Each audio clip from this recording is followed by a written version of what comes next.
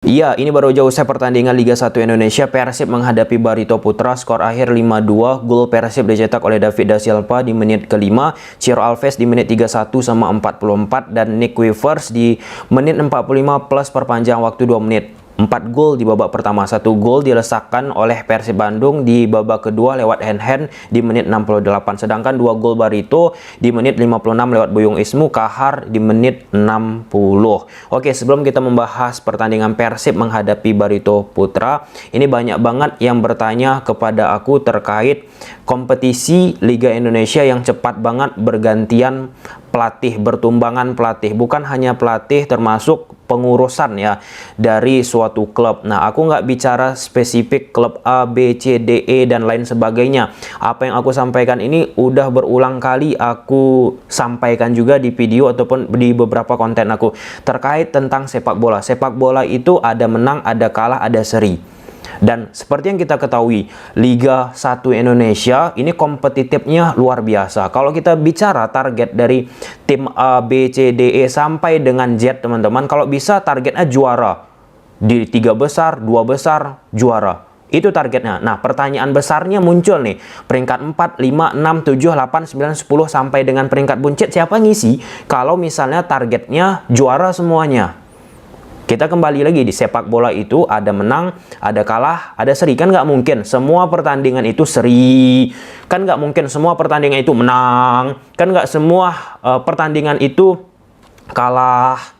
Kan ada perlunya proses yang dimiliki oleh tim A, B, C, D, E. Aku nggak menyenggol ya suatu tim, tetapi aku bicara secara umum. Kenapa? Karena banyak sekali aku sudah konsultasi, sudah tukar pikiran sama berbagai macam pelatih Liga Indonesia ataupun mantan pelatih di Liga Indonesia, baik lokal ataupun asing, yang sudah aku upload di berbagai macam video yang aku buat, teman-teman. Ya gitulah dia kerasnya dalam tanda petik ya Liga Indonesia.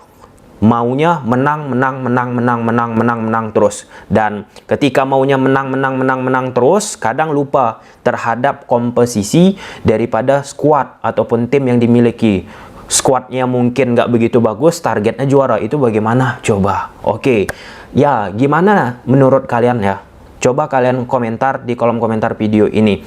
Yang realistis itu berapa kali kalah dulu pelatih harusnya bisa dievaluasi? Coba kalian komen. Itu pertanyaan klise ya.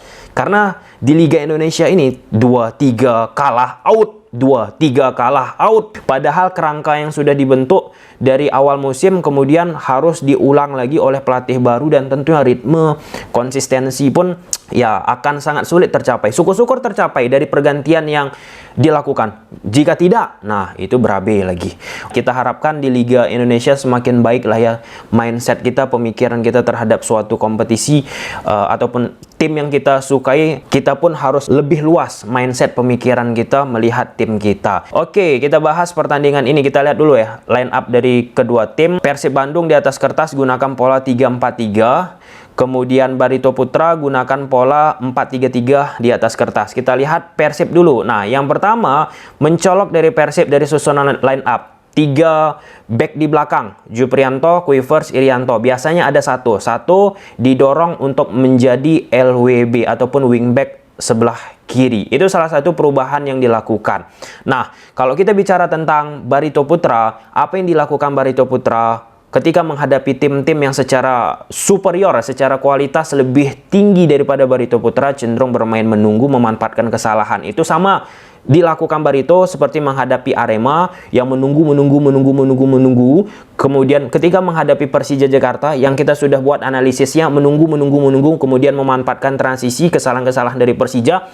Yang baiknya dari Persija pada saat menghadapi Barito pekan lalu, teman-teman, jarang melakukan kesalahan-kesalahan. Nah, di pertandingan ini Persib ya beberapa kali melakukan kesalahan yang harusnya itu tidak bisa dilakukan oleh tim besar seperti Persib Bandung. Dan apa yang dilakukan oleh Barito Putra ketika menghadapi Persib Bandung pun hampir sama pendekatannya ya. Dari sisi pendekatan ide, menunggu, memanfaatkan transisi, memanfaatkan kesalahan. Oke, yang terlihat dari apa yang dilakukan oleh Luis Mia ketika melawan Rans, ketika menghadapi Arema FC, teman-teman, sampai dengan ketika menghadapi Barito Putra, ide jelasnya ya yang disampaikan oleh Luis Mia pada saat preskon, kalau gaya permainan pasti sama. Mungkin formasi, mungkin pemain akan beberapa kali berubah. Apa itu gaya permainan yang sama yang bisa kita petakan? Kalau misalnya teman-teman nonton analisis taktik pakai grafis menghadapi Rans Arema FC, pasti udah tahu kalian. Apa itu?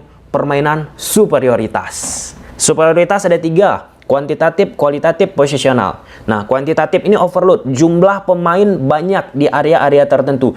Di pertandingan Persib menghadapi Barito Putra, lihat aja lah sisi wingback kiri, sisi wingback kanan, flank kiri, flank kanan, teman-teman. Itu timbul 2 versus 1. Intinya, pemain Persib jumlah pemainnya lebih unggul daripada pemain Barito. Nah, Barito Putra ini, PR Barito Putra yang kelihatan pada saat menghadapi Persija, lemahnya pullback kanan, pullback kiri untuk menghentikan permainan kombinasi ataupun unggul jumlah.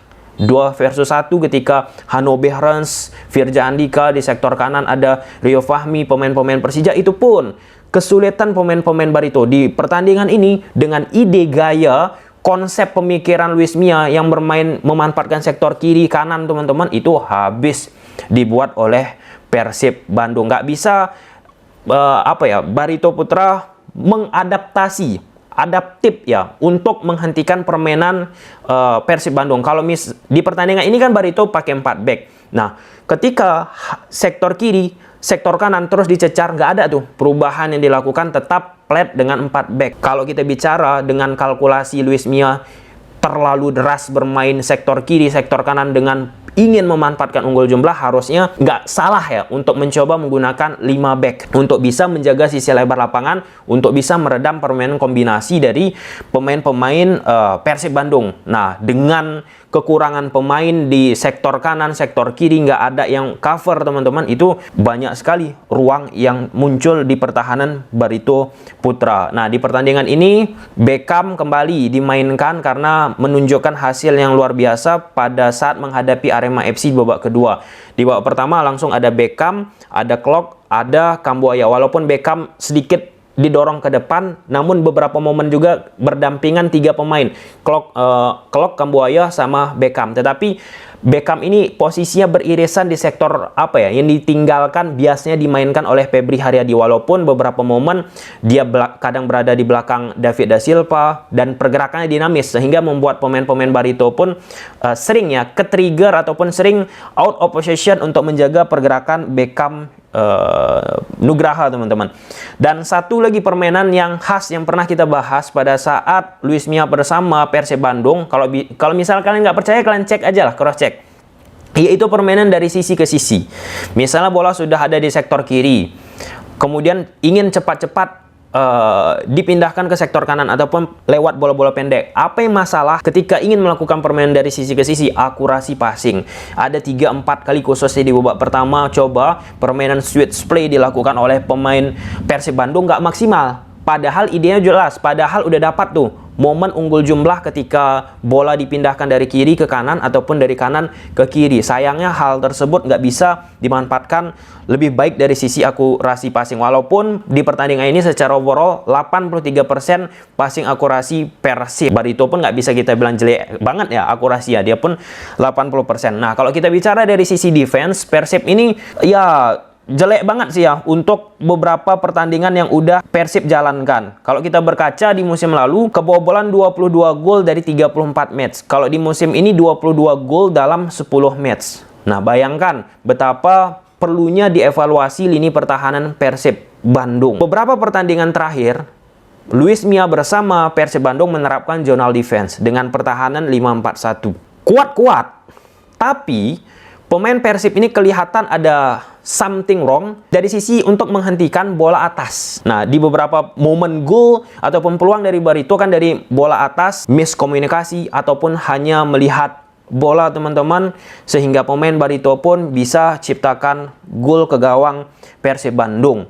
Nah, artinya dengan pemain Barito yang perlu digarisbawahi ya, teman-teman. Ini diakui oleh pelatih Barito Putra juga, caretakernya, bahwa Barito ini tidak memiliki striker utama karena cedera semua. Salah satu yang ditekankan oleh pelatih Barito yaitu memanfaatkan pemain yang ada. Menariknya, dengan memanfaatkan pemain yang ada ini, kebocoran timbul di lini belakang Persib. Aku nggak kebayang kalau misalnya Barito memiliki striker yang sekarang lagi cedera ya, bisa dimainkan teman-teman. Tapi ya itulah dia ya, kejelian juga dari pemain-pemain Barito memanfaatkan momentum di babak kedua dikala pemain-pemain Persib sudah bermain lebih menunggu. Dari sisi daya juang pun agak sedikit menurun kan. Beda intensitasnya di babak pertama, oke, di babak pertama gacor banget.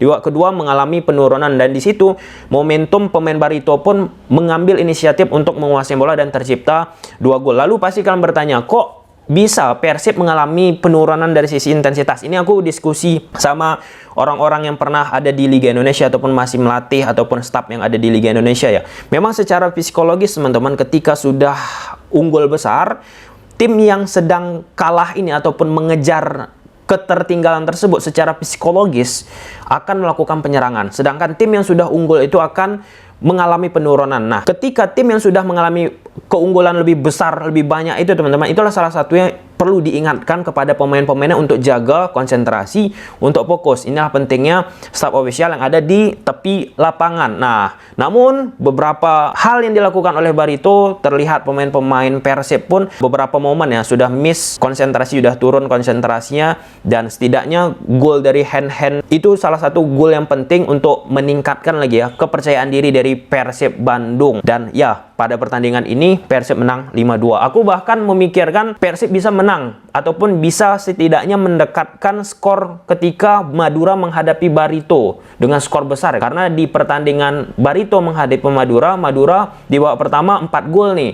Nah, ternyata di babak kedua Persib Bandung mengalami penurunan. Dengan skuad, dengan pemain-pemain yang high profile, Persib Bandung ini harusnya hal seperti itu tidak bisa terjadi. Nah, itu mungkin ya yang perlu kita bahas untuk pertandingan Persib menghadapi Barito Putra. Oke lah, mungkin sampai sini aja. Kalau misal aku sempat, aku buat analisis pakai grafis. Oke, bye.